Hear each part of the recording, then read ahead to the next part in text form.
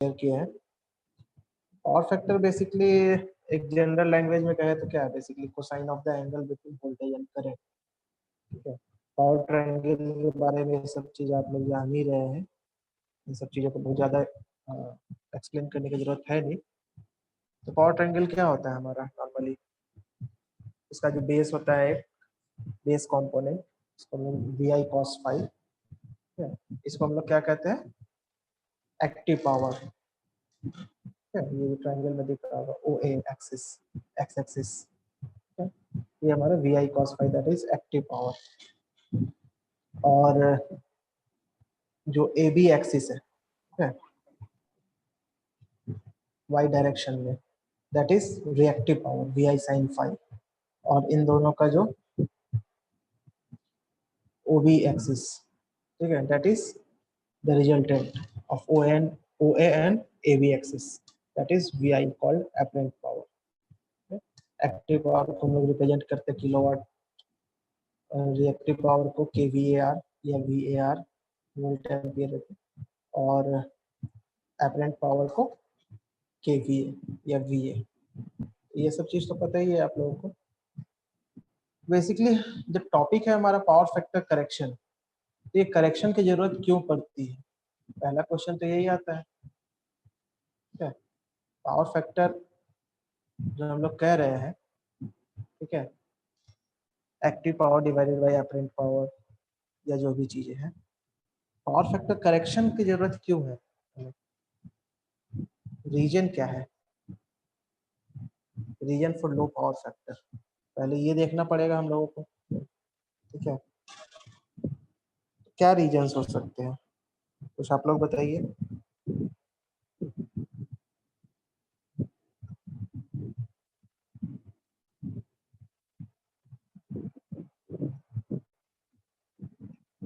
लो power factor का reason क्या है, क्यों पावर फैक्टर हमारा लो होता है।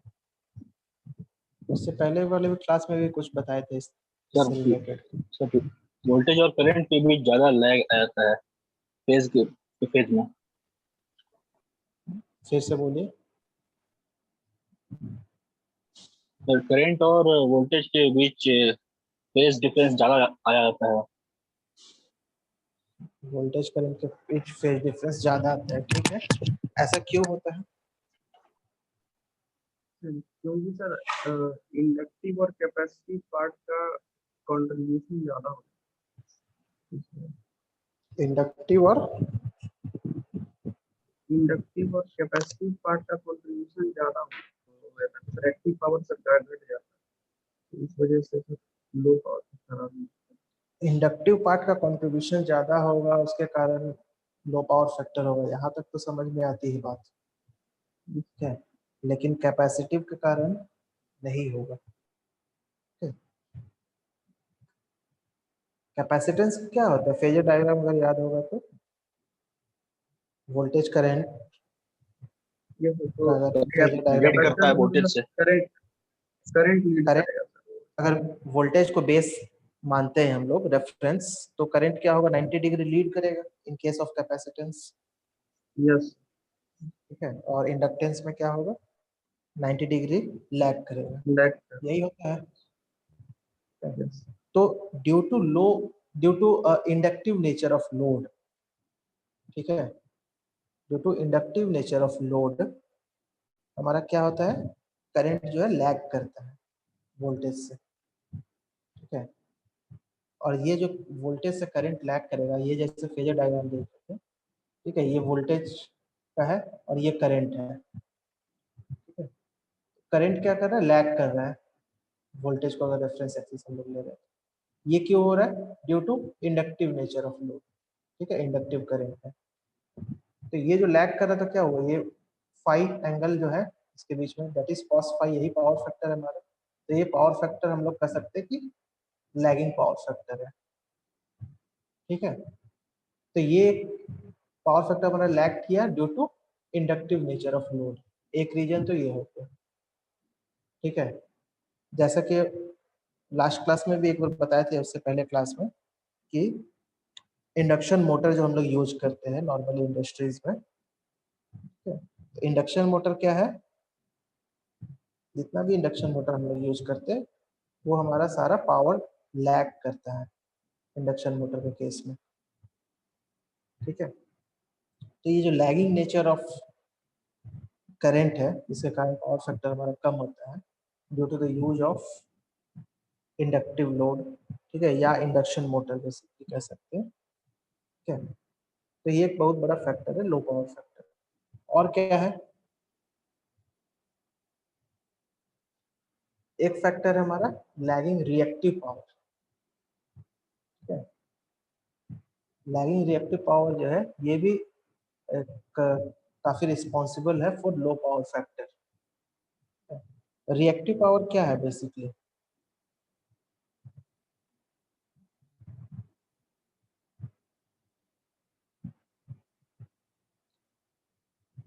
रिएक्टिव पावर क्या है, इसको कैसे डिफाइन कर सकते हैं, सिर्फ मैथमेटिकल नहीं, फिजिकली अगर इसको कुछ इंटरप्रेट करना हो तो रोल क्या है इस रिएक्टिव पावर का।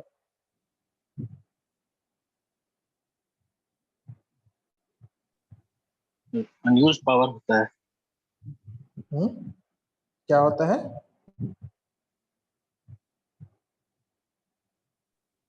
अनयूज पावर होता है। अनयूज्ड पावर, अनयूज्ड पावर कहना सही नहीं होगा इसको। क्या? और कोई बताइए रोल सर क्या ये है रिएक्टिव पावर defined का। sir, it defined path determine or करता the है flow of active power. क्या डिफाइन करता है, Path or the flow of active power. Path for the flow of active power. तो ये चीज कैसे कह सकते हैं कि path for the flow of active power, कैसे एक्टिव पावर कैसे फ्लो करेगा, उसके लिए क्या चाहिए, कुछ चाहिए क्या फ्लो करने के लिए, या पावर जनरेट हुआ हमारा डायरेक्ट फ्लो करने लगा, या कुछ उसके लिए मीडियम चाहिए, Yes. चाहिए ना। Generally sir एक्टिव पावर जो है हाई एंगल से लो एंगल की तरफ फ्लो। और वो ठीक है तो कहना कि जो भी है high voltage to low voltage कहे या फिर एंगल पावर एंगल बेसिकली कहे, वोल्टेज नहीं कहना सही नहीं होगा, ठीक है। पावर एंगल जहाँ हाई होगा और जहाँ लो होगा तो हाई पावर एंगल की तरफ से लो पावर एंगल की तरफ एक्टिव पावर फ्लो करेगा। एक्टिव पावर हमारा डिपेंड करता है पावर एंगल पर, ठीक है। अगर पावर सिस्टम में पढ़े भी हुए तो ठीक है, P equal to E V by X into sine delta, ठीक है, तो डेल्टा पर डिपेंड करता है। तो बेसिकली पावर एक्टिव पावर को फ्लो करने के लिए क्या चाहिए, एक कह सकते हैं मीडियम एक चाहिए, ठीक है। और वो मीडियम कहाँ से हमारा प्रोवाइड होता है, वो प्रोवाइड करता है हमारा रिएक्टिव पावर, ठीक है। अगर हम लोग बात करें मोटर जनरेटर इन सब की, ठीक है, रोटेटिंग पार्ट्स जितने भी है हमारे रोटेटिंग मशीन्स, तो वहां पर क्या होता है मैग्नेटिक फील्ड प्रोड्यूस होता है हमारा, ठीक है, जो कि हेल्प करता है हमारा फ्लक्स और करंट सारा जो भी फेनोमेनन्स होता है, ठीक है, उसको कंप्लीट करने में। तो ये सारी चीजें कहाँ से होती है, with the help of reactive power, ठीक है। एक इन्वायरमेंट एक मीडियम एक पाथ प्रोवाइड करता है कि हमारा एक्टिव पावर जो है वो हमारा मूव करे फ्लो करे, ठीक है। तो जो भी हम लोग रिकॉर्ड करते हैं पावर मेजर करते हैं that is active power basically, लेकिन वो एक्टिव पावर तब तक फ्लो नहीं करेगा, तब तक ट्रांसमिट नहीं होगा जब तक कि रिएक्टिव पावर साथ में नहीं है, ठीक है। तो रिएक्टिव पावर भी उतना ही ज्यादा इंपॉर्टेंट है। सो लैगिंग रिएक्टिव पावर अगर है हमारे सिस्टम में तो वो भी एक हमारा रीजन है लो पावर फैक्टर का, ठीक है। इस चीज को पावर ट्रायंगल से भी देख सकते हैं। लैगिंग रिएक्टिव पावर मतलब क्या हुआ, ये वी आई साइन फाइव ये यहाँ लैग कर रहा है ना, लैग कर रहा है ये वोल्टेज के इसके रेफरेंस में, यही कंपोनेंट है ना, कंपोनेंट ए बी, ये लैगिंग रिएक्टिव पावर है, that means low power factor हुआ, ठीक है। इंडक्टिव लोडिंग तो बता ही दिए। और क्या है, the load on the power system is varying continuously, agree करते हैं इस चीज से, ठीक है, जो हमारा पीक आवर है उस समय लोड हमारा ज़्यादा होता है normally in the morning and in the evening time, और जो दिन के समय में है लोड हमारा थोड़ा कम होता है कंपेयर टू पीक आवर। तो लोड हमारा वैरी करते रहता है। So during the low load period क्या होता है, supply voltage is increased.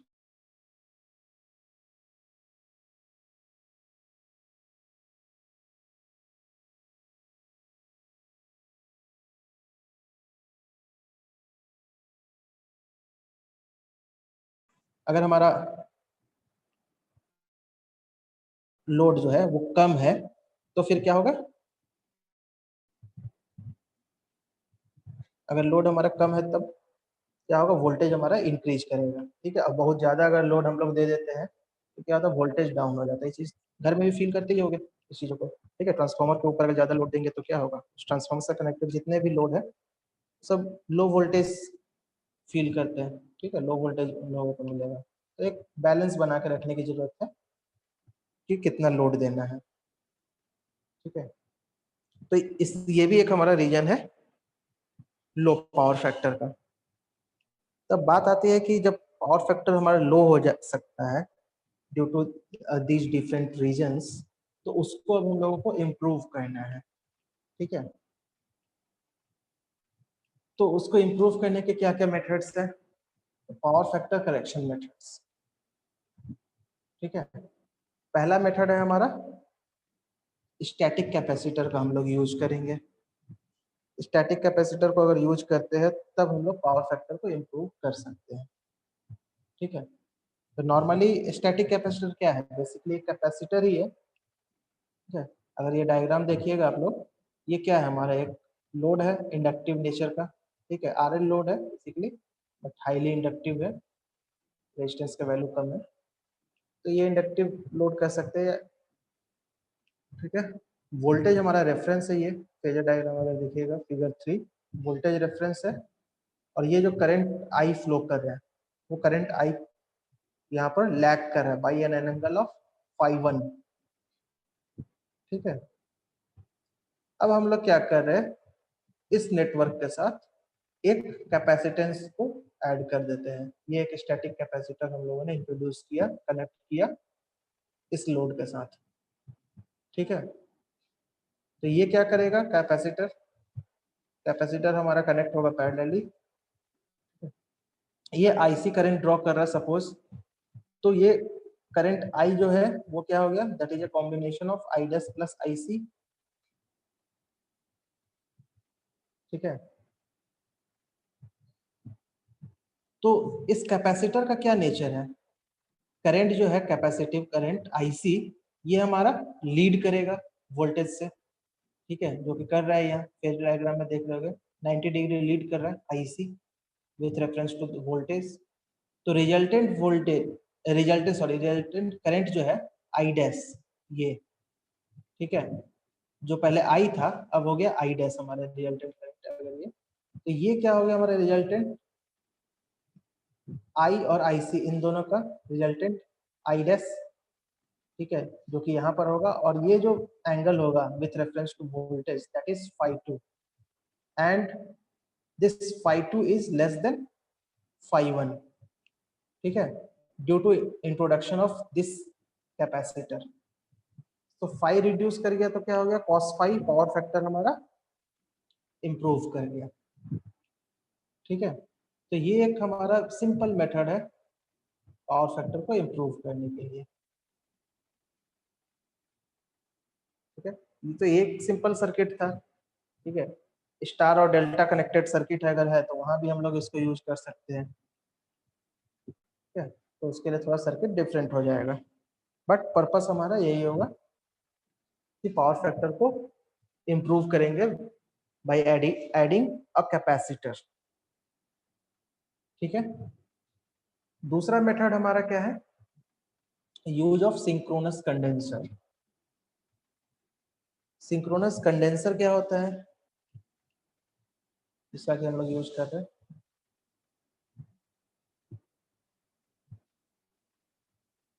Synchronous condenser क्या होता है,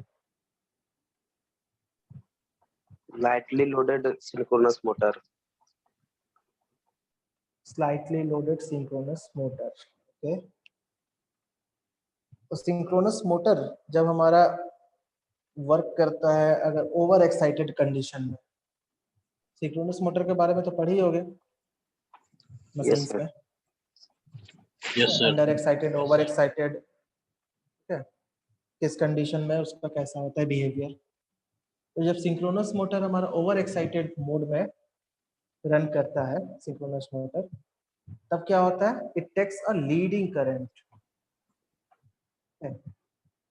it takes a leading current and it behaves as a capacitor, ठीक है, करंट जो है लीड करता है उस केस में।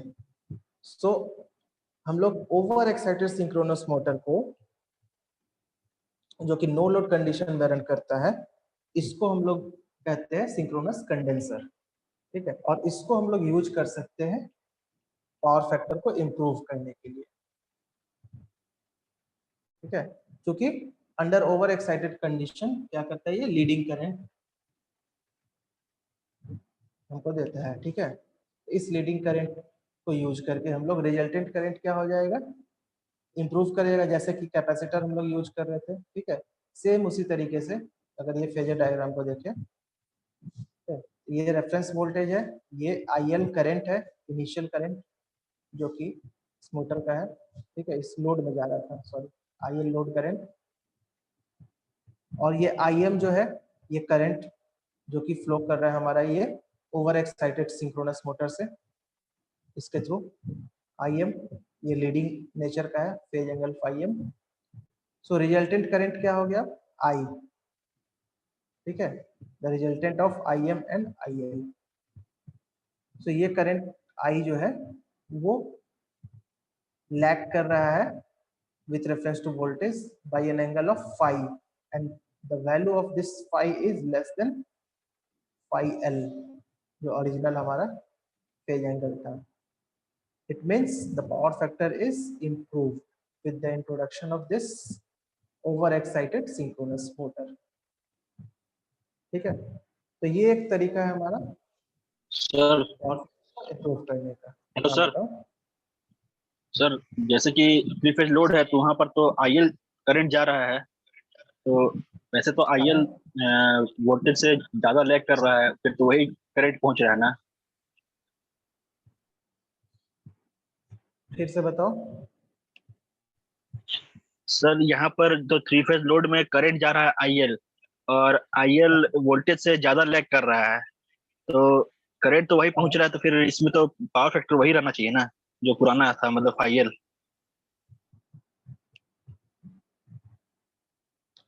पूरे सिस्टम का हमारा क्या हो गया, पूरे सिस्टम का हमारा पावर फैक्टर क्या हुआ, तुम सिर्फ इसकी बात कर रहे हो क्या, ये three yes phase sir. Load की?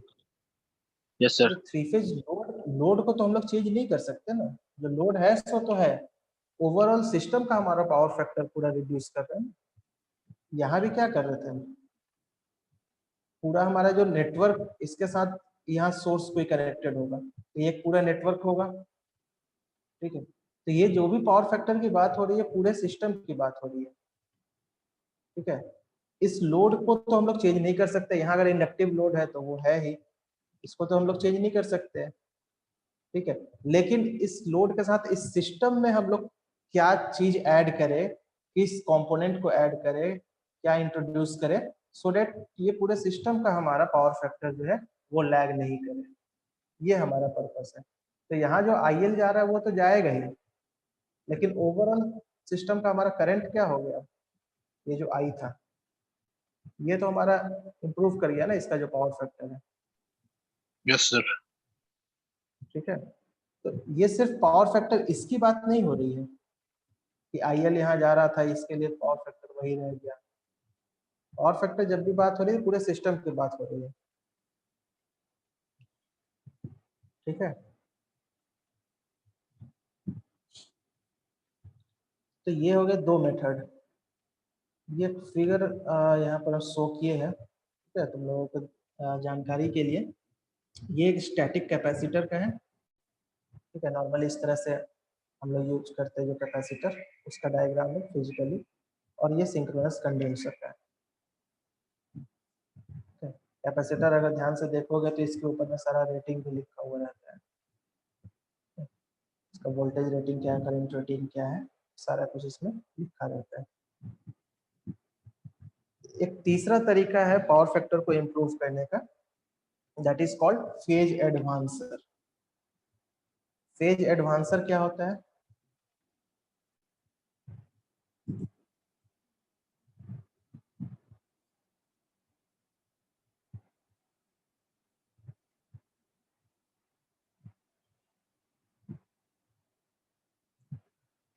फेज एडवांसर क्या है? बेसिकली हम लोग पावर फैक्टर को इम्प्रूव करने के लिए यूज करते हैं in case of induction motor. क्या इसको हम लोग कनेक्ट करते हैं इंडक्शन मोटर के साथ, जो इंडक्शन मोटर का शाफ्ट होता है उसी के साथ इसको हम लोग कपल करते हैं फेज एडवांसर को, to improve the power factor of induction motor, क्योंकि induction motor highly inductive nature का होता है। और इसका जो स्टेटर वाइंडिंग होता है इंडक्शन मोटर का, वो क्या करता है, हमारा एक्साइटिंग करंट ड्रॉप करता है, जो कि हमारा 90 डिग्री लैग करता है, काफी हाईली इंडक्टिव नेचर का होता है। तो इस चीज के लिए क्या करते हैं कि अगर हम लोग कोई ऐसा प्रोविजन करे कि ये जो एक्साइटिंग करंट जो कि स्टेटर वाइंडिंग से फ्लो कर रहा है वो हम लोग किसी और मीडियम के थ्रू प्रोवाइड करें, तब क्या होगा, तब ये इंडक्शन मोटर जो है वो हमारा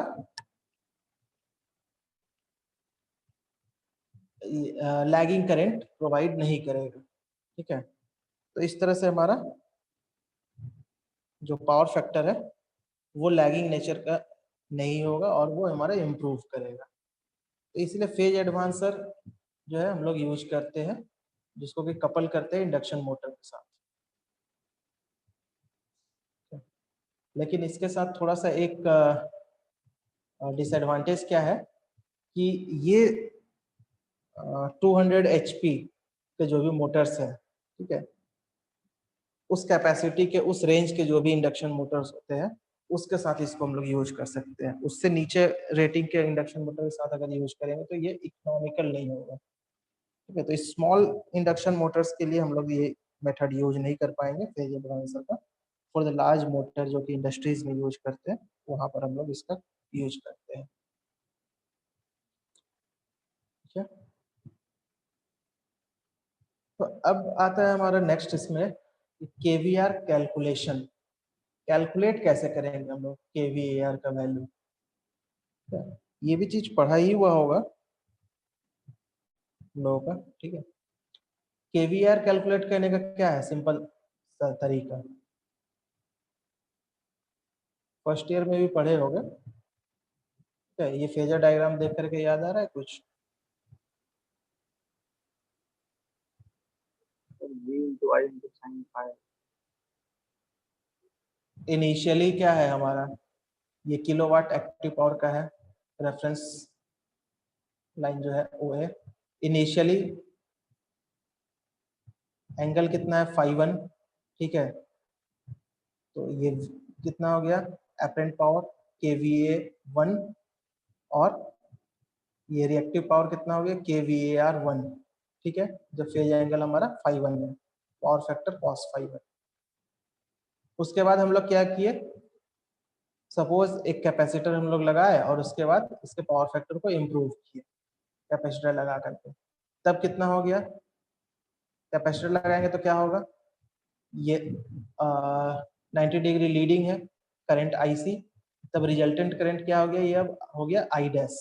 तो ये जब I डैश हो गया दैट मीन्स अब यहाँ पर आ गया हमारा kVAR2 kVA2। ठीक है, फेज एंगल φ2।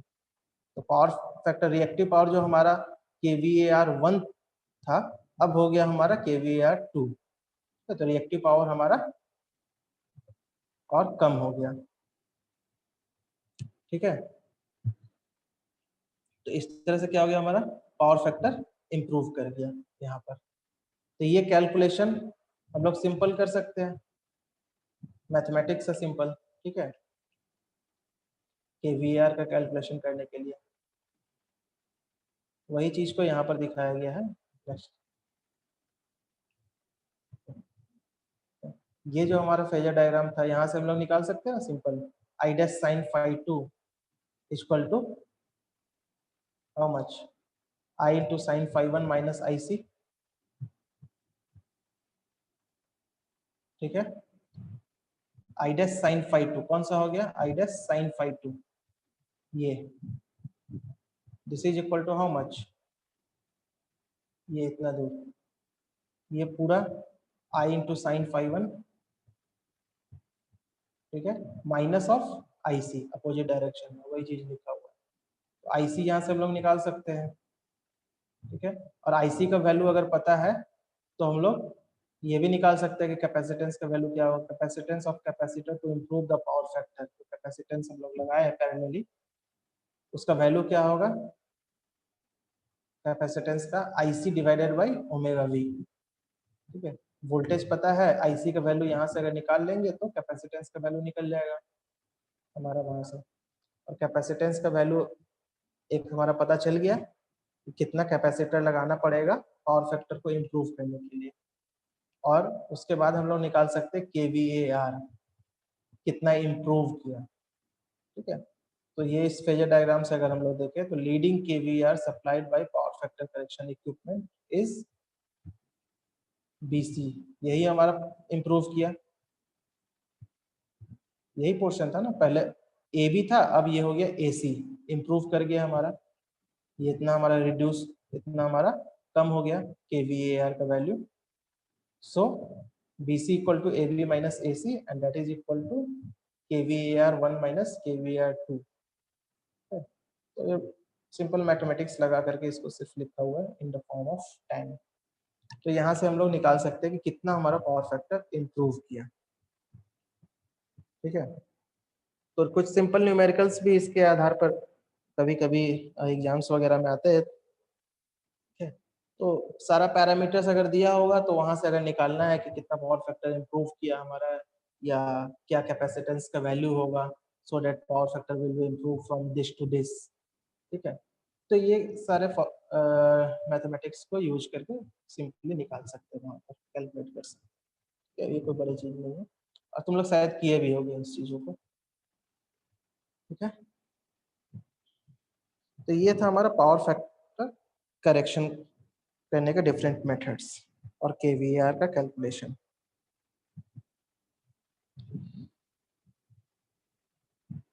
अब हम लोग